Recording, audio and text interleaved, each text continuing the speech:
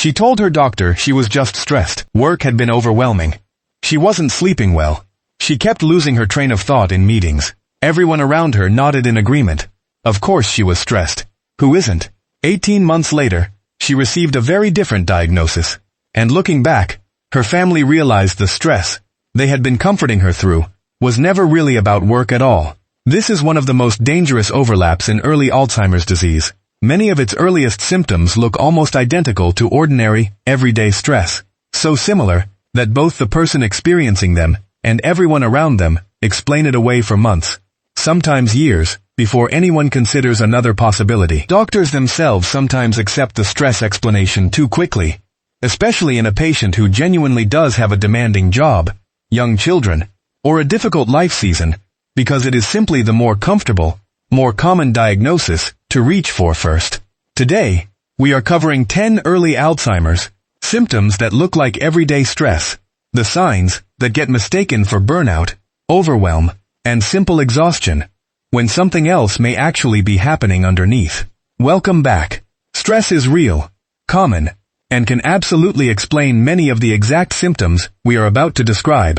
This video is not meant to make you panic over a stressful week. It is meant to help you notice when something looks like stress, sounds like stress, but does not actually resolve like stress does.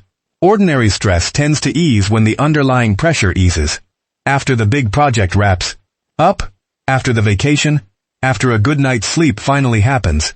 Early Alzheimer's symptoms, by contrast, tend to persist and gradually deepen, even once the stressful period everyone blamed has clearly passed. This distinction matters enormously, because stress is such a socially acceptable explanation. Nobody questions it. Families comfort each other with it. Doctors sometimes accept it without digging deeper, especially in someone who genuinely does have a demanding job or a difficult season of life. That is exactly what makes it such an effective disguise. Let's go through the signs, one at a time. Stay through to sign number 4. It is the one that gets waved away as needing space, more often than almost any other. The first sign is difficulty concentrating, something almost everyone associates with stress, and reasonably so.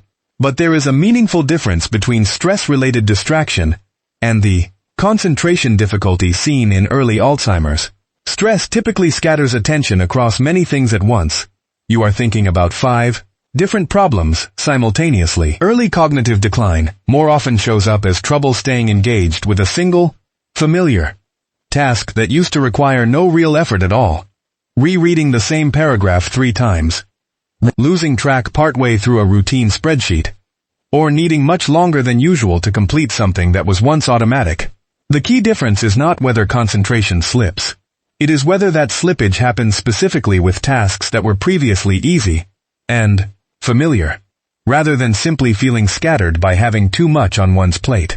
A stressed accountant might struggle to focus because 3 deadlines are competing for attention at once. Someone in early cognitive decline might struggle to complete the same single spreadsheet they have done every month for years, even on a quiet day, with nothing else demanding their attention. The second sign is a shorter fuse than usual, snapping at small things, feeling disproportionately frustrated by minor inconveniences. Stress absolutely can make anyone more irritable, but families often describe something subtly different in early Alzheimer's. Irritability that seems to arrive from nowhere, disconnected from any obvious external pressure, and that lingers well beyond whatever moment triggered it. A person under ordinary stress can usually identify why they are frustrated. In early cognitive decline, the irritability sometimes has a foggier, harder to explain quality, even to the person experiencing it. This can be genuinely confusing for everyone involved, because both stress and early symptoms can produce the exact same short temper on the surface. Family members often describe a strange quality to it, an irritability that flares over something genuinely small, like a dropped spoon, or a slightly delayed answer, and lingers far longer than the triggering moment would seem to justify, leaving both the person and everyone around them a little bewildered afterward. The third sign is disrupted sleep, which is almost universally blamed on stress, and often correctly so. However, the sleep disruption connected to early Alzheimer can have a distinct pattern, restlessness, that increases specifically in the evening hours, a phenomenon sometimes called sundowning, along with confusion about time that goes beyond ordinary insomnia.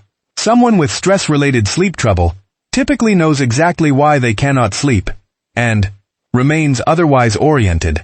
Someone in early cognitive decline may experience a more disorienting kind of restlessness, sometimes losing track of whether it is evening or early morning. If poor sleep is accompanied by genuine time confusion, rather than simply lying awake worrying, that combination deserves more attention than stress alone would explain. Some families describe a loved one getting dressed at 3 in the morning, genuinely believing it is time to start the day, an experience quite different from ordinary sleeplessness caused by a racing, worried mind. If you have noticed a loved one's sleep pattern changing alongside any confusion about time of day, drop a comment below. This combination is one families frequently underestimate. And here is sign number 4, the one that gets dismissed as simply needing space, more often than almost anything else on this list. The fourth sign is pulling back from social situations, hobbies, and gatherings that were once genuinely enjoyed. Under stress, withdrawal usually looks temporary and self-aware. I just need a quiet weekend. I'll be back to normal after this project. In early Alzheimer's, the withdrawal is often driven by something the person cannot fully articulate, a growing anxiety about being caught in a moment of confusion in front of others, difficulty following group conversations that move quickly, or simple exhaustion from working harder than usual to keep up socially. Rather than explaining this clearly, the person often just quietly stops attending, and everyone around them accepts the vague explanation of being busy or tired, because it requires no further questions. This kind of withdrawal deserves a closer look, specifically when it does not resolve once the supposed stressful period has passed, and when the person seems reluctant to explain why, rather than simply saying they need a break. Friends and family often adapt around it, without ever naming it directly, quietly stopping invitations, rather than asking the harder question of what has actually changed.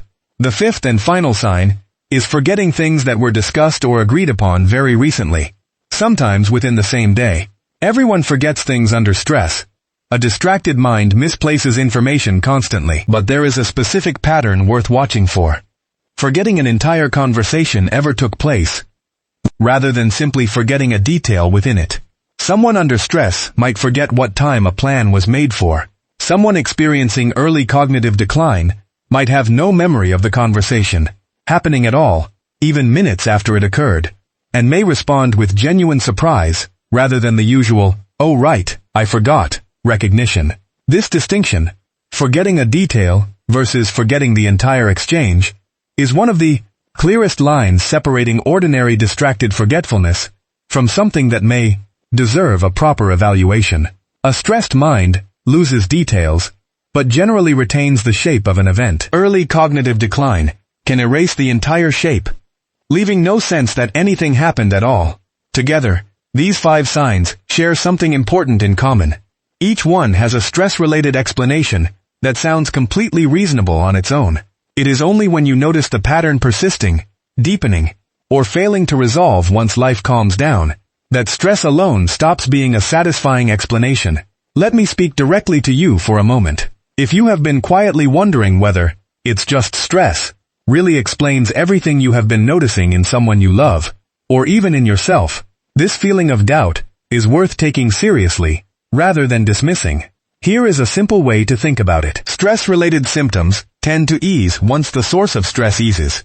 If the symptoms you are noticing have persisted, or even worsened, well after the supposedly stressful period has passed, that pattern is worth mentioning to a doctor directly, rather than continuing to explain it away.